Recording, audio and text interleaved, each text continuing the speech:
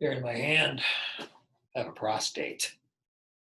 But that's not what we're talking about right now. We are talking about platelet disorders in a very quick and dirty fashion.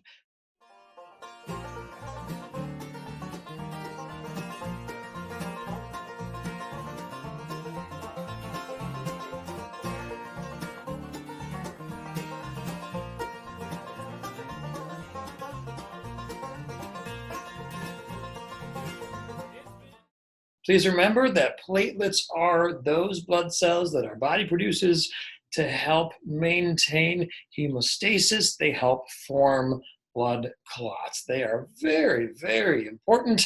And platelet disorders can be devastating, but we're only going to talk about a few of them. The first one being DIC, disseminated intravascular coagulation. Hey, don't you love it when a disease tells you exactly what it is by its name? I love that. I love that. Well, let's take these three words and let's break them down. And I'm actually going to start with the last word because it's the most important thing to know about the pathophys of this condition. Coagulation. DIC is a coagulopathy. It's a coagulation disorder. All right? And I say that and I emphasize it because its clinical manifestations can include bleeding. The bleeding is secondary, write this in your notes, to the coagulation. All right, disseminated intravascular means that blood clots or coagulation are spread throughout the body, that's the disseminated part, and then basically everywhere there's a blood vessel, intravascular within the vessel. Disseminated intravascular coagulation, all over the body, inside blood vessels, blood clots. So you have the basic path, body-wide clotting, followed by body-wide bleeding from using up all of the available clotting factors that a person has. What you're left with is very thin blood that leaks. And that's where the bleeding comes in. Other thing to know about DIC is that it is not a pathology unto itself. Other thing to know, DIC is always secondary to something else. And we will talk about pathologic states in which they are always kind of secondary to some other kickoff event. So in DIC, there's got to be some kind of infection, some type of bacteremia, bacteria in the blood, something else in the body, cancer. Cancer can put a person into DIC, something that sets off the coagulation process. Cancer and sepsis, which is body-wide blood infection, two most common causes. These people will show clots and bleeding. So they can clinically look as if they have widespread ecchymoses, that's large areas of bruising, but they can also have infarcted black tissue from necrosis occurring from where blood clots have deprived return blood flow, and a lot of edema and a lot of swelling and things of that nature. In these patients, you are going to see a whole barrage of blood tests done to look at the different blood clotting factors. Your three most common are your partial thromboplastin time, or PTT, your PT, which is your prothrombin time, and your international normalized ratio. All three of those measures look at blood clotting time in slightly different ways.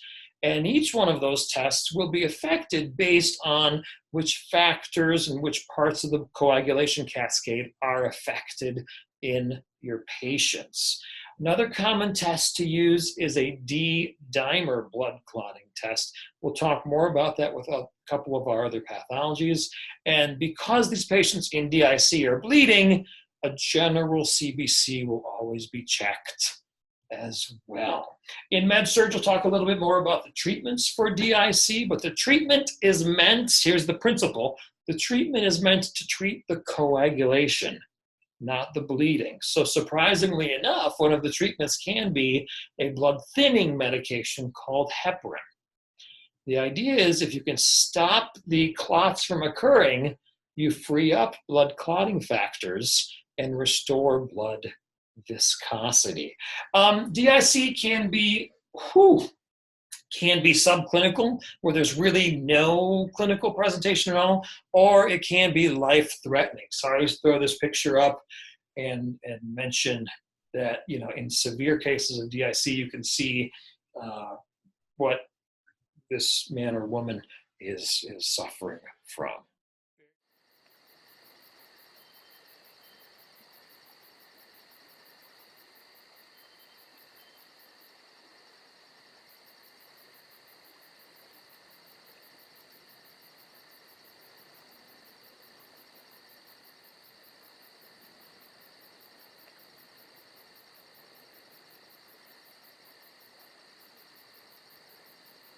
Two other clotting disorders include hemophilia and von Willebrand's disease. Now, hemophilia is a genetic condition that would be can be subcategorized based on the deficiency of which blood clotting factor your patient doesn't have.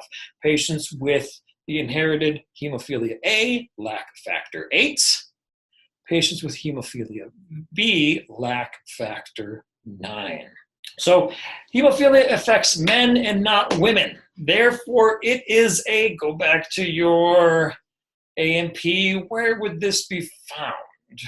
In our genome or in our chromosomes, if it affects men and not women, and women are just carriers. Think about that, fill in the blanks on this slide or in your notes. In hemophilia, it is very common to bleed into the joints, even with relatively minor trauma, because of the lack of available blood clotting factors.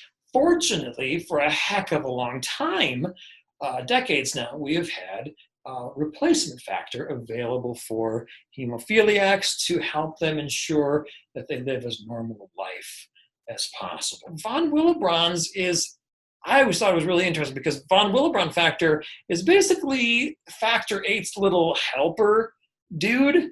Unfortunately, patients with von Willebrand's disease can manifest very similar to patients with hemophilia A. What we do have is synthetic lab-produced replacement von Willebrand factor for these particular patients. Doesn't this slide look busy? The first thing I want to focus on with this particular slide is the term, thrombocytopenia. This is not a medical linguistics course, but it kind of is too, because when we're learning about diseases and disease states and whatnot, it's really helpful to first break down whatever term we're looking into its respective prefixes, roots, and suffixes, so we can figure out, basically, think about it this way. You're always going to be coming across new medical terminology. You're going to go, whoa, what is this? And if you're unfamiliar with the term, the easiest thing to do is to break it down. So a thrombocyte is a medical term, another medical term for a platelet.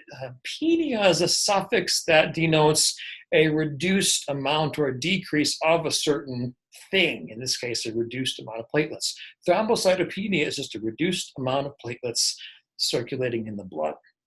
3 thrombocytopenias listed here for you. Immune thrombocytopenia purpura, which is basically an autoimmune disease caused by antibodies to glycoproteins, specifically 2A or 3B. Thrombotic cytopenia purpura, this is a deficiency in metalloproteases. Metalloproteases are cleavage proteins that help build, maintain, and then basically regulate buildup and destruction of extracellular matrix, the scaffolding that helps basically create our shape in between cells. Heparin-induced thrombocytopenia is the most common of this three, and HIT is the most common form of drug-induced thrombocytopenia, in which the drug, most commonly heparin, produces antibodies, whereby there is then a loss of platelets and platelet function. Risk factors, maybe ITP may be secondary to another pathology. We don't know what causes TTP, and HIT is exposure to heparin or heparin-based drugs. All three of them produce basically the same clinical presentation, and as a Christmas present, you don't need to worry about treatments right now. It gets pretty specialized pretty quick, and right now our main focus here is the basic pathology and distinguishing between the basic pathology of different types of thrombocytopenia.